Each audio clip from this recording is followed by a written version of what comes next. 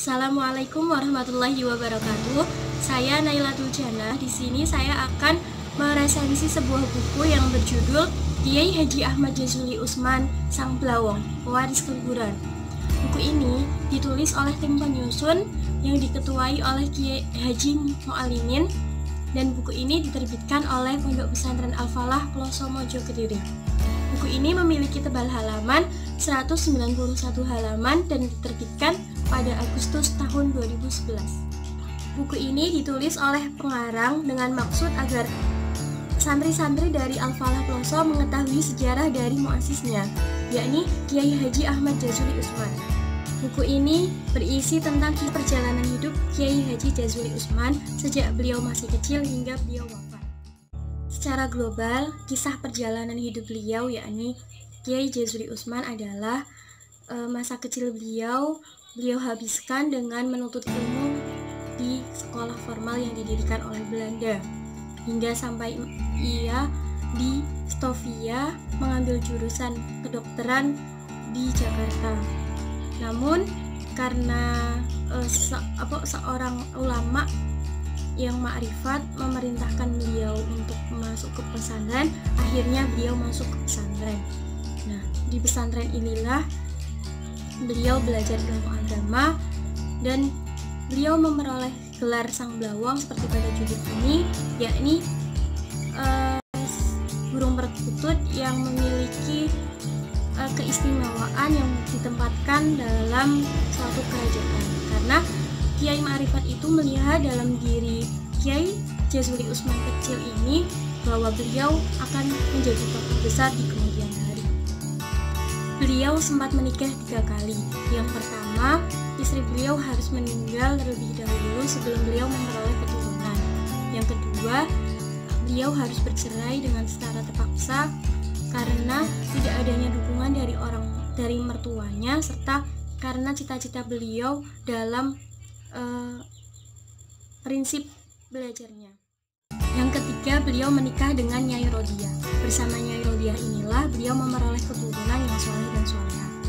Dan bersama Nyai Rodiah lah beliau menjalani jatuh bangun dalam mendirikan serta mengembangkan Al-Falah Ploso yang sekarang menjadi pondok pesantren yang besar di Jawa Timur. Sampai pada tahun 1968 beliau tertimpa penyakit, dan pada tahun 1976 beliau meninggal wafat dengan meninggalkan anak-anak yang solehah sebagai temannya nanti di alam barzah dan ilmu manfaat yang akan menemani beliau di alam barzah. Dari kisah beliau kita dapat memetik suri tauladan serta nilai-nilai pendidikan yang beliau terapkan. Seperti tertera dalam judulnya, beliau ini merupakan pewaris keluhuran. Nah, keluhuran apa sih yang beliau wariskan? Yang pertama ada istiqomah. Beliau terapkan dalam kegiatan belajarnya, yakni beliau selalu belajar dalam waktu serta tempat yang sama pada setiap harinya. Dan beliau berpikiran bahwa dengan istiqomah inilah beliau akan mencapai kesuksesan. Sebab istiqomah itu dilakukan secara terus-menerus, sehingga apapun yang dicita-citakan pasti akan terwujud jika itu dilaksanakan secara terus-menerus. Yang kedua adalah tentang pengajian, yakni di setiap waktu luangnya ataupun di setiap harinya Kiai Jazuli Usman ini selalu menyempatkan untuk melakukan pengajian, bahkan pada keadaan yang sulit pun, seperti dikisahkan dalam buku ini. Dalam perjalanannya beliau dari Makkah ke Madinah yang melewati gurun pasir yang panas, beliau menyempatkan waktu untuk melakukan pengajian, di mana beliau menjadi guru dari teman-temannya dalam perjalanan tersebut. Yang ketiga ada sifat qanaah, yakni menerima setiap apa yang diberikan oleh Allah kepadanya. Dikisahkan dalam masa menuntut ilmu agama di pesantren, beliau menerima apapun yang diberikan oleh orang tuanya, yakni uang saku yang terbatas, sehingga mengharuskan beliau untuk hidup sederhana. Dan bahkan sempat beliau mengonsumsi makanan yang kurang bergizi agar beliau tetap bisa dapat menuntut ilmu di pesantren. Ikhlas. Beliau selalu menerapkan sikap ikhlas di setiap hal apapun, termasuk di dalamnya yakni ketika beliau mengajar. Beliau selalu menerapkan keikhlasan, sebab dengan keikhlasan inilah beliau merasa bersenang hati untuk melakukan kegiatan mengajar ini. Kemudian ada thariqat dan riyadhah. Thariqat beliau hanyalah membang, atau dalam bahasa Indonesianya adalah tekun.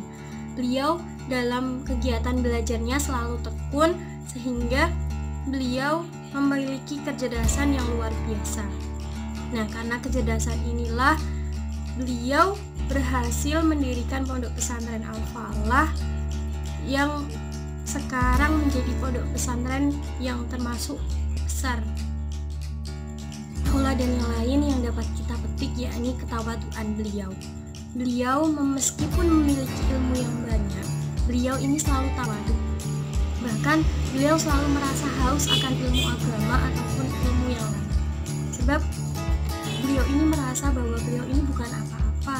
Beliau ini belum menjadi siapa-siapa. Padahal beliau telah memiliki banyak ilmu serta memiliki kealiman yang tinggi. Buku ini memiliki kelebihan yakni berisi tentang tauladan-tauladan serta nilai pendidikan yang dapat kita petik dalam kehidupan sehari-hari. Serta buku ini tercetak kecil sehingga kita dapat membacanya dimanapun dan kapanpun. Mengenai kekurangan dari buku ini adalah banyak istilah Jawa di dalamnya, sehingga apabila orang-orang non-Jawa membacanya akan timbul salah pemahaman. Tapi meskipun begitu, buku ini tetap layak dibaca karena dalam buku ini terdapat banyak tauladan-tauladan serta nilai-nilai pendidikan yang dapat kita petik dalam dan digunakan dalam kehidupan sehari-hari. Mungkin sekian dari saya. Wassalamualaikum warahmatullahi wabarakatuh.